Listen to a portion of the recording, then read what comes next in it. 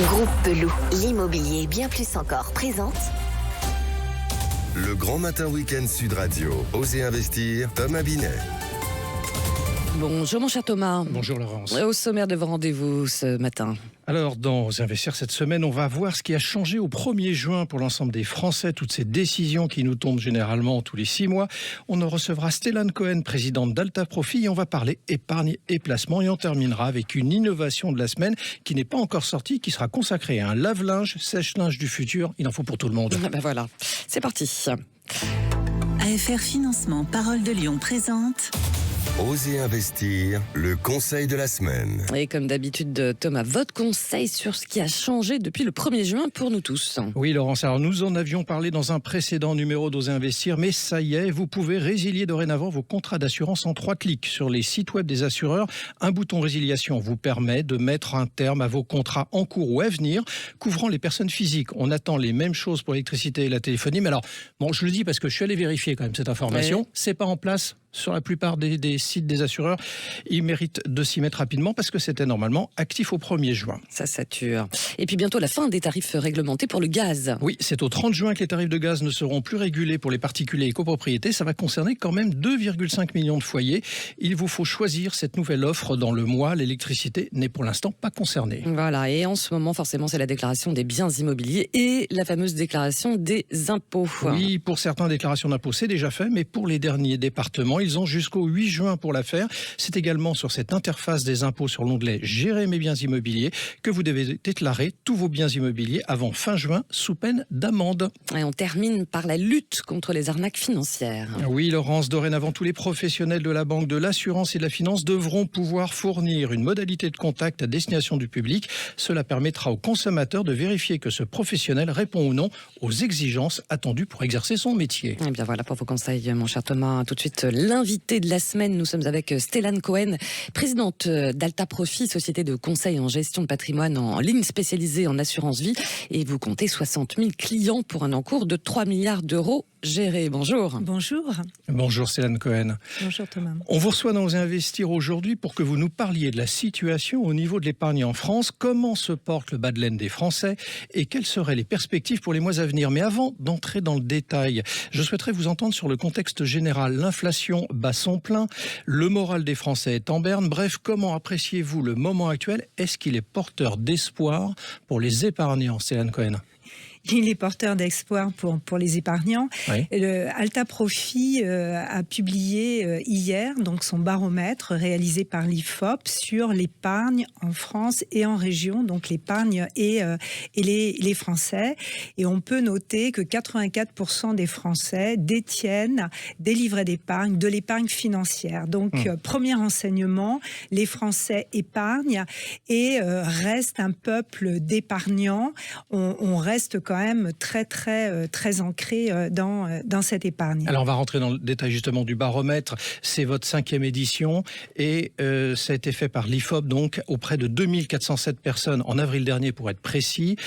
Quelles sont les grandes lignes de conclusion au-delà de celles que vous venez de nous donner à l'instant? Alors on est passé donc d'une épargne, souvenez-vous au moment du confinement, d'une épargne subie à aujourd'hui une épargne qu'on va appeler d'urgence, qui est en fait une épargne. Quand on regarde pourquoi on épargne en France aujourd'hui, les sondés répondent qu'ils épargnent pour faire face à un imprévu, pour faire face à une situation d'urgence.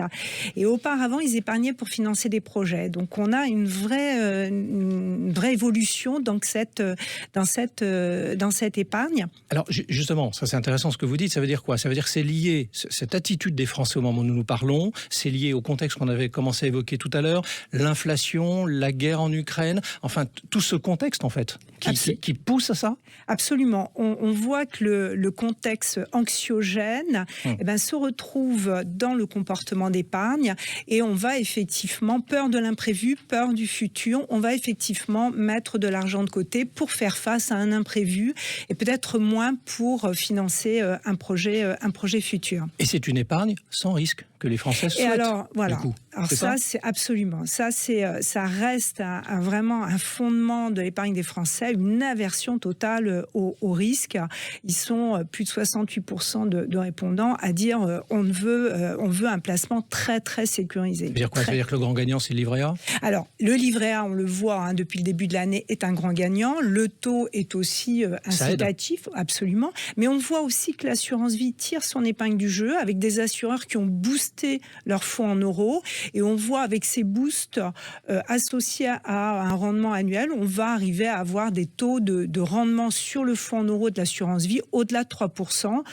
Ça viendra flirter dans certains cas à 4% dès lors qu'on met une part en unité de compte. Alors, justement, vous pensez que cette situation d'épargne, de tranquillité, je vais utiliser un autre terme que le vôtre, va durer un certain temps ou c'est vraiment que conjoncturel? Est-ce que ça modifie les habitudes? Ça modifie des habitudes. Ce qui est intéressant aussi, c'est que dans ce contexte à la fois anxiogène et dans ce contexte inflationniste, cette épargne de précaution prend vraiment une place considérable. Et ça durera effectivement un certain temps. Et puis, le taux d'épargne des Français reste extrêmement élevé également. Alors, on voit également dans votre étude, sauf erreur de ma part, que le rythme des dépôts a lui-même changé. Le rythme des dépôts a changé. On épargne, même si on reverse sur son épargne financière au moins une fois tous les 6 mois, la fréquence mensuelle n'est plus aussi importante qu'elle était dans le passé. On explique comment, justement, ça? La pression sur le pouvoir d'achat. On n'a plus les moyens d'épargner mensuellement. Absolument. Il y a une pression sur le pouvoir d'achat qui se retrouve ici parce que c'est vraiment conjoncturel, c'est aujourd'hui. Alors on observe également que les rachats ont augmenté, qu'on touche à son assurance vie pour faire des achats, ça c'est assez intéressant à observer. Est-ce en raison des banques qui ont coupé le robinet des crédits et du coup vous êtes obligé de taper dans votre épargne? C'est ça la raison? Les taux ont beaucoup augmenté, donc effectivement, et puis les critères d'obtention d'un crédit sont plus sélectifs aujourd'hui. Donc c'est vrai que le financement des projets, mais il faut quelquefois aller racheter son contrat d'assurance vie. L'assurance vie reste liquide, donc il y a quand même une facilité. Mais on voit effectivement une hausse globale sur le marché des taux de rachat sur les contrats d'assurance vie. Alors pour terminer très rapidement notre échange de ce matin, Stéphane Cohen, quel est le placement privilégié aujourd'hui en 2023 pour nos auditeurs? Alors, si on reste sur ce critère de protection du capital par rapport à un risque, je ne veux pas prendre trop de risques, donc le fonds en euros en assurance vie reste à tout à fait sa place. La situation des marchés permet d'avoir des placements, notamment en fonds structurés sans être trop jargonneuses, qui permettent d'avoir aussi des garanties en capital, donc répondre à cette attente de se protéger du risque, tout en créant de la performance dans le temps. Et puis, un bon placement, c'est aussi un placement diversifié où on va effectivement aller placer sur différentes type de support. On vous recevra dans une autre édition de Investir et on regardera la diversification. Merci Stéphane Cohen. Merci à vous. Merci beaucoup et je rappelle que vous êtes donc la présidente d'Alta Profit. Allez Thomas, pour terminer comme d'habitude l'innovation de la semaine, alors vous nous parlez d'un lave-linge, sèche-linge qui s'appelle Eva, c'est ça? Absolument Laurence, et c'est assez original parce que d'abord ça n'existe pas encore, c'est en conception, c'est en train de rechercher un financement participatif comme on dit aujourd'hui. Oui, ça se fait beaucoup. Alors original en quoi cette machine? D'abord elle a un design très spécial, imaginez ça ressemble à un panier de linge. Oui. Pas une machine. Bon, déjà, c'est un autre aspect, effectivement. Elle est adaptée pour les petits espaces et n'a pas forcément besoin d'être reliée à une source d'eau ni d'évacuation. Il suffit de remplir d'eau la machine et il y a un réservoir pour récupérer l'eau usagée. Vous l'avez compris, on peut l'installer du coup un peu n'importe où. Ça, c'est pratique pour autant, évidemment, qu'il y ait une prise électrique. Elle peut contenir jusqu'à 3,5 kg de linge.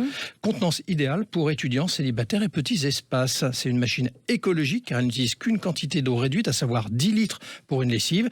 L'ensemble du cycle séchage compris dure 90 minutes. Le tout est pilotable de son écran LED ou une application mobile téléchargeable sur smartphone. Vous voyez, je suis devenu un spécialiste du lave-linge. Connecté. Bon, forcément, combien ça coûte alors? Bon, alors, il n'est pas encore commercialisé. Ça le sera a priori à partir d'octobre prochain et en Amérique du Nord avant d'arriver en Europe dans un premier temps. Donc, a priori, ça devrait situer autour des 1 000 € quand même. Ah oui, quand même. Bon, petite machine, mais voilà, du futur. Un peu cher, mais voilà, c'est du futur. Alors, si vous voulez en savoir plus et vous voulez savoir à quoi ça ressemble, vous allez sur votre navigateur, vous tapez Eva avec 2 E, VA, dans la barre de recherche et vous trouverez ce panier de linge machine à laver. Voilà, économie d'eau aussi, forcément, en jeu Absolument. d'aujourd'hui et de demain. Merci beaucoup, mon cher Thomas. Et Merci à Osez investir, bien sûr, c'est à réécouter en podcast sur sudradio.fr. Et on se retrouve dimanche prochain. Bon Merci. dimanche. Le Grand Matin Week-end Sud Radio. Osez investir, Thomas Binet. Avec Groupe Pelou, l'immobilier et bien plus encore.